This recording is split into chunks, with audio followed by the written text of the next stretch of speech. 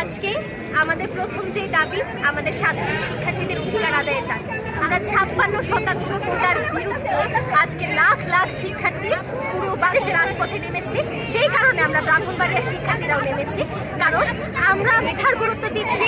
56% কোটা কখনোই যৌক্তিক হতে পারে না।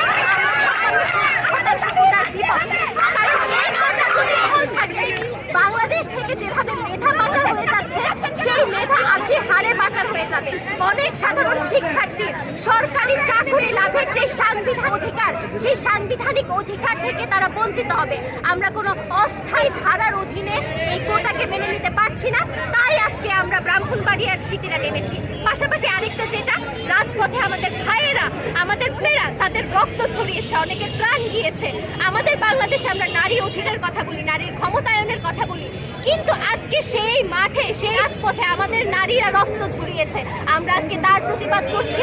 আমরা আমাদের ভাইয়ের রক্তের বিচার চাই, আমরা আমাদের বোনের রক্তের বিচার চাই। আর আজকের আন্দোলনে আমাদের আরো জোরে অবস্থান, কারণ এইখানে আমাদের ব্যানার ছিঁড়ে দেওয়া হয়েছে এবং আমাদের মুখের উপর অন্য স্লোগান দেওয়া হয়েছে, যা আমাদের জন্য খুবই অপমানজনক ছিল। আশা করি এমন পরিস্থিতি সে হবে না, কারণ আমরা কোনো বামপন্থী গোষ্ঠী নই, আমরা সাধারণ শিক্ষার্থী। আমরা আমাদের ব্যানার, আমাদের স্লোগান নিয়ে মাঠে নামবো, কারণ শান্তিপূর্ণ আন্দোলন আমাদের সাংবিধানিক অধিকার। আমরা বাংলাদেশের যে কোনো জায়গায় আন্দোলন করতে, এটা আমাদের সাংবিধানিক অধিকার। আমরা কোনো সংঘর্ষ করছি না, আমরা আমাদের অধিকারের দাবিতে মাঠে নেমেছি, রাজপথে নেমেছি। আজকে এখানকার পরিবেশটা কেমন ছিল আপনাদের আন্দোলনের? আজকে এখানের পরিবেশ আমাদের জন্য অপমানজনক ছিল, দুঃখিত, কারণ আমাদের মুখের সামনে স্লোগান দেওয়া হয়েছে, আমাদের ব্যানার ছিঁড়ে দেওয়া হয়েছে, ক্যাম্পাস বন্ধ বলে আমাদেরকে তাড়িয়ে দেওয়ার চেষ্টা করা হয়েছে, যেটা কখনোই আমরা মেনে নিতে পারছি না। এখানে কি কোনো ককটেল বিস্ফোরণের ঘটনা ঘটে? জি, আমরা আশেপাশে শুনেছি বিস্ফোরণের ঘটনা। এতে কি আপনারা এখন আতঙ্কিত কিনা?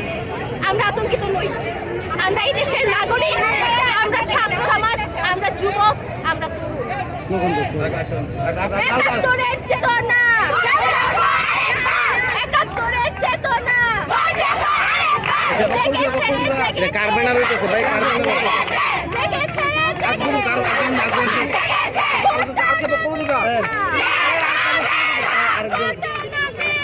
চলো।